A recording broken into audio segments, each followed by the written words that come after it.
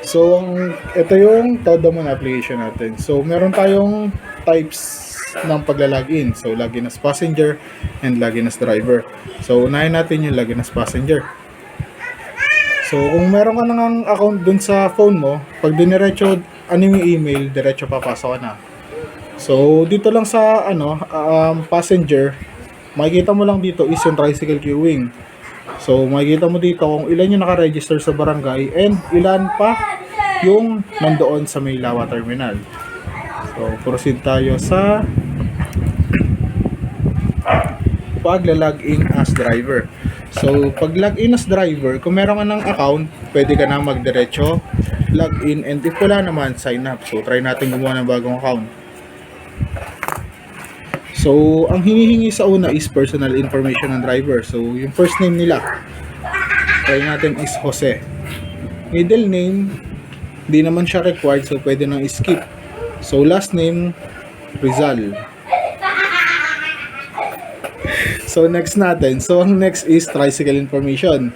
So, dito sa tricycle information, isa-select mo kung saan barangay ka ba napila. So, try natin is sa may Bunggo. So, tricycle number 1, 2, 3. And then, sa plate number, pwede ka mag-choose ng plate number mo. Next, ay account details na. So, ito yung email na gagamitin mo. So, pwede natin jose@gmail.com. Then, phone number. Try natin. Then, yung desired password mo. So, 1, 2, 3, 4, 5, 6, 7, 8. 2. Then, after nun, milalo sa terms and condition. And kailangan mo siyang basahin. Then, check this kung nag-agree ka sa terms and condition para makapag-register ka ng account.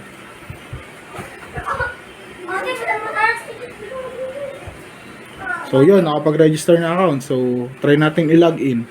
So, jose@gmail.com, and then yung kinuha natin ng password. So, login natin. Yan. So, dito sa driver's account, makikita natin yung my account. So, makikita mo dito kung may balance ka pa ba and kung magkano yung transaction fee or terminal fee. Meron din ditong transaction history na makikita mo kung kailan ka pumasok at lumabas. Makikita mo rin dito kung nabawasan na ba yung account mo or hindi pa. So, ang next is yung QR code mo.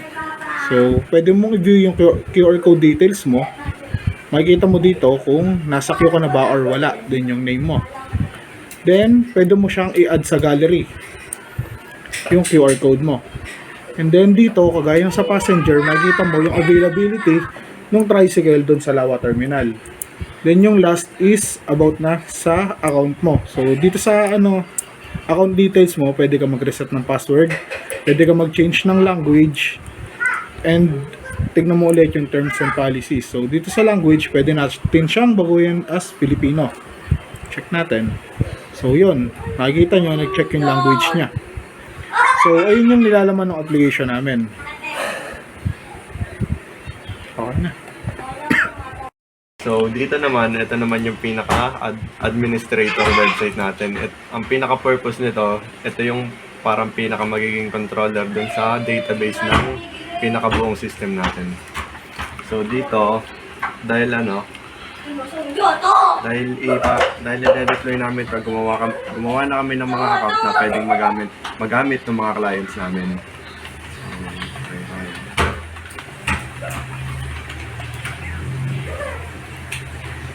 Pagka-login mo, ang unang mong makikita is yung dashboard. Sa dashboard natin, meron tayong overview, this week growth, and recent queuing activity.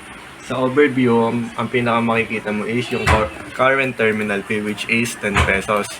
Tapos makikita mo rin kung kailan siya last na in-update o binago. Makikita mo rin dito yung total drivers natin at yung total passengers. Next is this week growth. Dito naman makikita mo yung naka-bar chart. Dito, ang pinaka-purpose ito is para ma-monitor mo yung kung magkano ba yung parang nakolekta ng terminal sa loob ng isang araw. So katulad dito, nung 9 2024 ang nakolekta is 40 pesos. Yung 25, 60 pesos at ngayong araw ay 120 pesos. Ginamit namin yan nung nag-testing kami kanina. Tapos dito naman sa recent queuing, halos same din siya nung nasa application na kung saan mamomonitor ng passenger and driver yung status ng mga ng bawat terminal sa iba't ibang barangay. Kumbaga dito sa Barandal, nasa pila si si James Redondo, tapos si Vlad Zuara, tapos makikita na in queue sila at yung oras update na kung kailan sila nag-join. Tapos makikita mo rin sa Babuyan, walang nakapila. Sa Bungo, sa Burol, may isa kay Unlog, Trinsa at sa Punta. Yung next naman is sa recharge balance. Dito naman ang pinaka nagagawa is, ayan, since meron nga tayong parang pera sa loob ng system natin, dito naman magre-recharge yung mga driver. Kumbaga, kapag naubos na yung balance nila o gusto nila magdagdag, dito sila pupunta para recharge. Ano bang natin dito? Kuha tayo ng isang account which is... Ano yung email mo, sir? Jose lang, Jose at gmail.com. gmail.com. Lagyan natin siya ng 200. Since, di ba, nung pagkagawa kanina sa application, 0 lang yung balance niya. So, pag recharge natin, makikita mo dito na balance updated successfully, new balance is 200. Tapos kung titignan natin siya dito, si Jose Rizal, meron na siyang 200 pesos. So, ayan. Next is terminal fee. Dito naman, since, ayan nga, nakita niyo na 10 pesos yung current fee natin. So, pwede natin siyang i-modify dito o i-update. So, pag pinalta natin siya, pwede natin siyang baguhin. Kunwari, naging 8 pesos na lang yung bagong terminal fee. Pag in-update mo yan, ayan, fee updated successfully, new fee is 8. So, sa dashboard naman, makikita mo din na nagbago na siya dito. Tapos, last update on September 26. Ayan yung araw ngayong araw. Yung date. Next is registered driver. Ginawa namin itong driver registration kasi since, ayun nga, hindi lahat ng driver sa terminal o dun sa lugar nila ay may mobile phone o makakapag-register ng sarili nila. Kaya pwede silang lumapit sa mga admin o dun sa para collector para magpa-register sa system natin.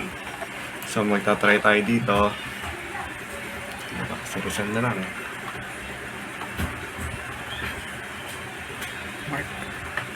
Mark Rizal.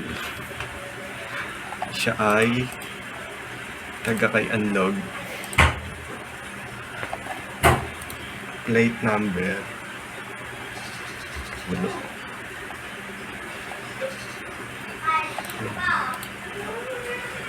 Tricycle number 123. Account details. Result@gmail.com.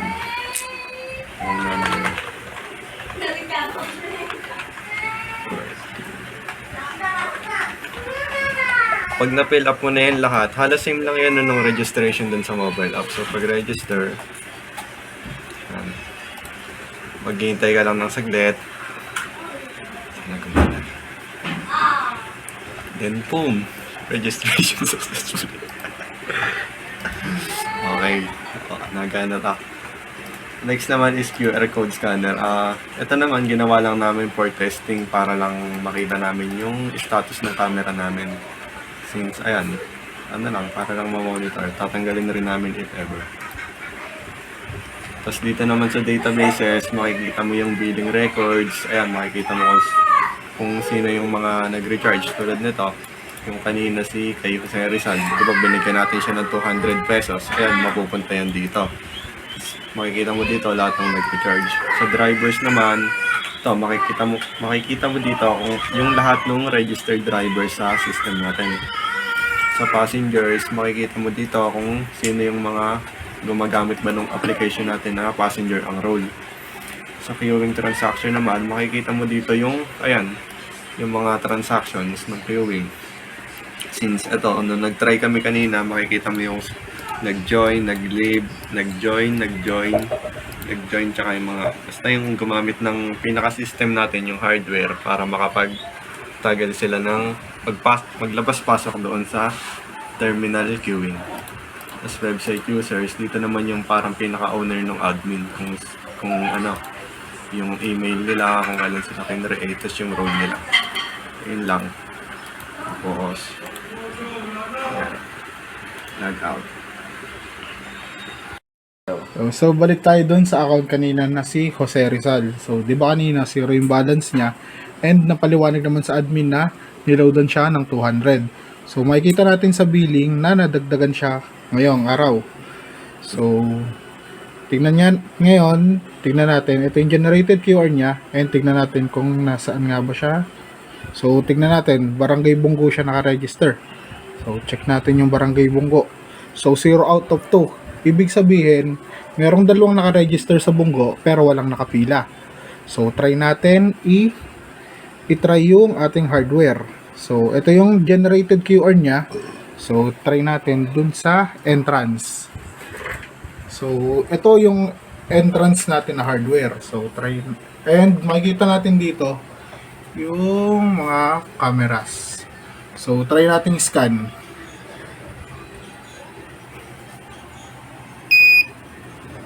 So, makikita natin na join queue successfully. So, check natin doon sa point of view ng passenger. So, makikita nyo kanina 0 out of 2. Ngayon naman, 1 out of 2. Meaning, nakapasok na siya sa si Jose Rizal. Nakapasok na siya sa ating queuing. So, try naman natin if lalabas na si Jose Rizal. Scan natin dito sa exit natin.